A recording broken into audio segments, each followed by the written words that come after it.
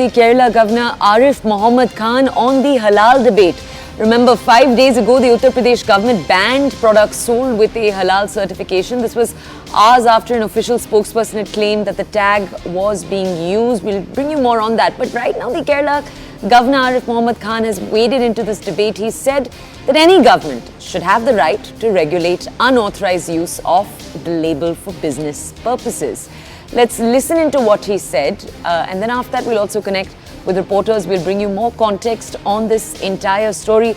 Remember, the political opposition in Uttar Pradesh had hit out when the Uttar Pradesh government made this announcement. The Samajwadi Party, who had the Congress opposition parties there, hit out at the Chief Minister Yogi Adityanath-led decision. They said that it was creating division within society because halal products were consumed mainly by one section of society. So they said that the Uttar Pradesh government was doing this just to create division. A number of people hit out at it through the day. We played out that controversy for you. Right now, the Kerala government jumping in, not the Kerala government, the Kerala governor in specific, Arif Mohammed Khan, a man himself who is known for making statements that in the past have drawn some controversy. The Kerala governor has seen a face-off of sorts play out over the last few months also with the Kerala government. So the Kerala governor, Arif Mohammed Khan, known for his comments, he also commented very significantly when the hijab story was playing out in Karnataka. So the governor himself is known for making remarks like this. He does comment on controversies like this, issues like this. We'll have a reporter join us in just a second to tell us more about how this entire controversy played out. Remember, police in Lucknow had about 7 days ago booked a company and 3 organizations for actually providing what they said were illegal halal certificates. They said that these companies were providing illegal halal certificates to retail products that were being sold in the state.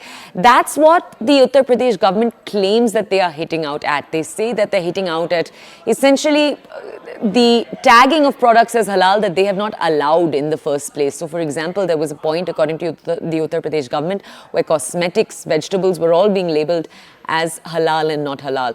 Now, we have Amit Kumar Singh, who's joining us right now to provide us with more context on this entire story. Amit ji हमारे साथ जुड़ने के लिए धन्यवाद। अमित जी, आरिफ मोहम्मद खान केरला के governor अपने comments के लिए जाने जाते हैं। आप हमें इस कमेंट, इस प्रतिक्रिया के बारे में और बता सकते हैं प्लीज? देखिए, जिस तरीके से संभल पे दौरा किया था जो केरल के गवर्नर हैं और आरिफ मोहम्मद, उन्होंने हलाल प्रोडक्ट्स को लेकर कहा है। जो हाल ही में उत्तर प्रदेश सरकार के द्वारा हलाल फर्जी सर्टिफिकेशन को बैन किया गया है, उस पर उन्होंने कहा है कि इसको इस तरीके से बैन नहीं करना चाहिए था, बल्कि इसको जो है उन्हें एक प्रॉपर तरीके से एक नियम बनानी चाहिए थी। नियम बनाने के बाद ही इस पर कार्रवाई करनी चाहिए थी। जो लोग हलाल सर्टिफिकेट फर्जी तरीके से दे रहे थे, उनके खिलाफ कार्रवाई करनी चाहिए थी। उन्होंने एक तरीके से देखा जाए तो ये जो हलाल बैन किया गया है उत्तर प्रदेश सरकार की तरफ से, इस पर सीधे सीधे एक हमला भी किया है। जी ओके सर, हमारे साथ जुड़े रहिए। I just want to play out for our audiences what it is that the governor said, फिर हम आपके पास वापस आएंगे। इसका मतलब कोई ये कह रहा है आपको कि आप जो भी लोग खाते हैं उसमें आप हलाल मत करिए। एक बिजनेस के लिए उसका जो इस्तेमाल है वो भी अनऑथराइज, तो उसको तो आपको सरकार को ये अधिकार देना पड़ेगा कि वो मार्केट को रेगुलेट कर सकते। क्या कोई ये कह रहा है आपको कि आप अगर हलाल गोश्त खाना चाहते हैं तो उसे हलाल मत करिए? क्या ये कह रहा है कोई आपको? ये सवाल इस तरह नहीं होने चाहिए कि जिससे जनता में भ्रम पैदा हो। ये नहीं कहा जाता सर। हाँ, उस नाम से एक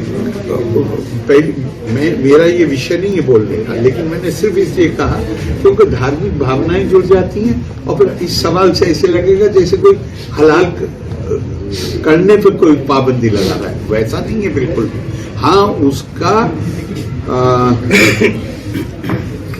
उसका व्यापारिक लाभ उठाने के लिए उस नाम का तो सरकार को नियंत्रण होना ही चाहिए। दुनिया में हर जगह पे वो संस्थाएं जिनका सर्टिफिकेट, जैसे यूपी गवर्नमेंट ने भी क्या कहा है, उन्होंने कहा है कि जो विदेशों में जाने वाला सामान है उसको उन्होंने नहीं, चूंकि वहाँ रिक्वायरमेंट होती है, तो वो जो संस्थाएं होती हैं जो ये करती हैं वो सरकार से अप्रूव्ड होती है। यहाँ पे कोई अप्रूवल नहीं है। एक चीज ये Okay, let's go back to Amit Singh to understand more on this story. Amit जी, आप हमें ये भी बता सकते हैं इस कहानी पे विपक्ष दलों का क्या-क्या कहना रहा है सर? का साफ साफ ये कहना है कि सरकार इस तरीके से चुनाव के पहले हलाल फर्जी सर्टिफिकेशन के नाम पर जो बैन लगा रही है वो कहीं ना कहीं 20% जो माइनॉरिटीज हैं उनको टारगेट किया जा रहा है। यानी वो अब खाएं तो क्या खाएं, यानी वो मीट खाना छोड़ दे, तो इसको लेकर सीधे सीधे सरकार पर हमला किया जा रहा है विपक्ष के द्वारा, चाहे वो समाजवादी पार्टी हो चाहे वो कांग्रेस हो। दूसरी तरफ जो हलाल फर्जी सर्टिफिकेशन की जो कंपनियां हैं जिन पर सरकार बैन कर रही है वो भी कोर्ट जाने की उन्होंने बात कही है। तो अब देखना होगा कि कोर्ट का क्या रुख रहता है। और तो वहीं सरकार की तरफ से ये साफ साफ ये कहना है कि ये किसी गवर्नमेंट एजेंसी या किसी गवर्नमेंट ऑर्गेनाइजेशन जो है वो हलाल का सर्टिफिकेशन नहीं देता है, तो लिहाजा डेयरी प्रोडक्ट्स कपड़ों पर हलाल का मार्किंग नहीं होना चाहिए। तो फिलहाल हलाल को लेकर लगातार जो है आरोप और प्रत्यारोप लगातार जारी है। जी ओके सर, इस जानकारी के लिए धन्यवाद सर। आप हमें ये भी बता सकते हैं गवर्नमेंट के अनाउंसमेंट के बाद क्या गवर्नमेंट की तरफ से कोई क्लैरिफिकेशन आया है सर? क्योंकि इस स्टोरी के हमारे इस स्टोरी को ब्रेक करने के बाद बहुत सारा कंफ्यूजन था सर इसके ऊपर। बिल्कुल, देखिए सरकार की तरफ से जरूर पहले मुकदमा दर्ज हुआ था इस पूरे मामले में हजरतगंज कोतवाली में, और उसके बाद ये जो FIR था उसका इन्वेस्टिगेशन फिलहाल STF कर रही है। और STF जो है लगातार रेड कर रही है, तमाम डिटेल्स पे रेड कर रही है कि कहीं से भी कोई फर्जी हलाल का मार्किंग जो है फूड प्रोडक्ट्स पे ना लगाए। इसके अलावा FSDI भी लगातार रेड कर रही है। सरकार की तरफ से साफ साफ ये कहना है कि फर्जी तरीके से हलाल का जो मार्किंग होता है वो मार्किंग कोई भी फूड प्रोडक्ट, खासतौर से डेयरी प्रोडक्ट्स पे, कपड़ों के प्रोडक्ट्स पे और कुछ कॉस्मेटिक्स के प्रोडक्ट्स पे नहीं होना चाहिए, क्योंकि जो 80% पॉपुलेशन है स्टेट की वो जो है अब वो हलाल का इस्तेमाल नहीं करना चाहती है, तो जाहिर तौर पे इस तरीके की मार्किंग नहीं होनी चाहिए। और सर हमें ये भी बताइए कि उत्तर प्रदेश में इस अनाउंसमेंट के बाद कितनी रेड्स हुई हैं, कितना हमने एक्शन देखा है सर? देखिए रेड्स तो लगातार हो रहा है, FSDI लगातार रेड कर रहा है और ये रेड जितने भी रिटेल सेंटर्स है वहां पर ये रेड चल रहे हैं। इसके अलावा STF जो है अपनी जांच को लगातार आगे बढ़ा रही है। STF ने इस पूरे मामले में एक IO भी नियुक्त कर दिया, तो जाहिर तौर पे इन्वेस्टिगेशन को आगे बढ़ाएंगे और जितने भी ये कंपनियां पकड़ी जा रही है जो हलाल का मार्किंग करके डेयरी प्रोडक्ट और तमाम प्रोडक्ट बेचा करती थी उनको पूछताछ के लिए बुलाया जाएगा, तो कार्रवाई लगातार जारी है। ओके सर, हमारे साथ जुड़े रहिए। We have Rakesh Tripathi from the BJP who's with us. I'll go over to him. Tripathi ji हमारे साथ जुड़ने के लिए धन्यवाद। त्रिपाठी जी, अभी गवर्नर आरिफ मोहम्मद की तरफ से ये जो प्रतिक्रिया आई है सर, ये आपके सरकार से ज्यादा मतलब सहमत है सर, इस पे आपकी क्या प्रतिक्रिया है? देखिए आरिफ मोहम्मद खान साहब ने जो बात कही है वो बिल्कुल ठीक है। देखिए किसी की रिलीजियस प्रैक्टिसेस पे कोई रोक नहीं है।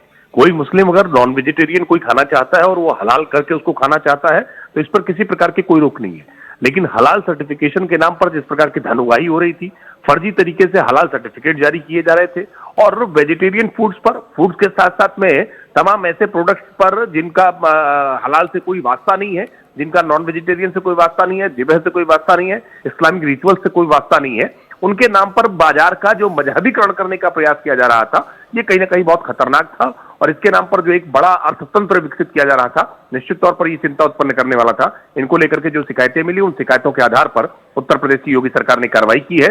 इसको न केवल बैन किया है बल्कि एक FIR दर्ज हुई है जिसकी इन्वेस्टिगेशन STF को सौंपी गई है। STF इसकी काम लगातार जांच कर रही है, छापेमारी भी हो रही है। फूड सिक्योरिटी डिपार्टमेंट इस पर। त्रिपाठी जी, ऑपोजिशन की जो पार्टीज हैं आपके स्टेट में, उनका बस एक ही प्रश्न था, उनका ये प्रश्न था कि जांच आप करते रहिए, कानून की क्या जरूरत है, आपने बैन क्यों किया इन्हें?